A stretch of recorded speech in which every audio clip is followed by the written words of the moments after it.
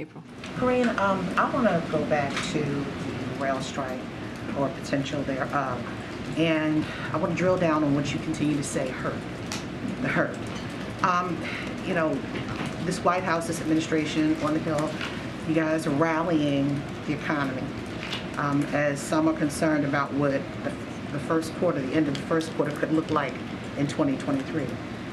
Could you qualify and quantify what that hurt looks like? Yeah. Because you keep talking about the union people and their families, but it's broader than that. Yeah, absolutely. Let me break it down exactly what this could look like. It would have a rail shutdown, would have a grinding effect on our economy to halt and touch the lives of nearly every family across the country. Even in the days before a rail stoppage, serious disruptions will begin to occur. A couple of examples here. By Friday, Class 1 railroads will likely begin to notify their customers of the wind down process. Just the announcement would disrupt supply chains as companies begin to reschedule shipments from rail to truck. As soon as this weekend, Class 1 railroads may begin to refuse to transport hazardous materials like chemicals necessary to treat drinking water and wastewater. Oil and gas refineries unable to ship out hazardous byproducts will stop producing diesel and gasoline, creating supply constraints.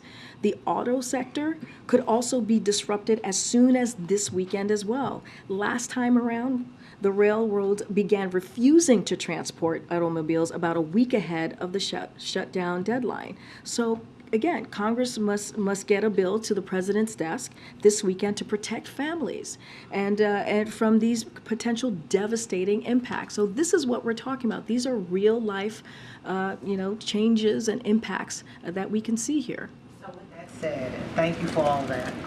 Didn't expect you to have it. Thank you. But at the end of the day, you are fighting inflation. This White House is fighting inflation. And it sounds like the numbers will go up again. What is in place? What are you guys working on in case there is a strike? In understanding those numbers and all the things that you qualified and quantified, what is in place to cushion the American taxpayer's pocketbook or the American consumer's pocketbook with this knowledge that you have? So let me just on inflation for a second, and it's I do want to point out that we've seen in recent months, which is inflation slowing in the third quarter compared to first and second quarters. So that's good news. And the last CPI, we've seen prices fall for used cars, apparel, inflation moderation for housing, food, and services. All welcome news as we head into the holidays. So we have seen that in the data points in the past several months. So that's important to note. And as I've said many times, when it comes to the president's economic plan, inflation is lowering costs and dealing with inflation, fighting inflation is the president's number one priority. At the beginning of the briefing, I laid out gas prices, how much it's fallen. The average, the gas price that you'll see is about $2.99. It's gone down by more than a $1.50 per gallon, and that's because of the work that this president has done with the Strategic Petroleum Reserve, taking historic action. So that matters as well. We are certainly working towards that. But look, the president is confident that Congress is going to act on this, that we are going to, work to avert a railway shutdown.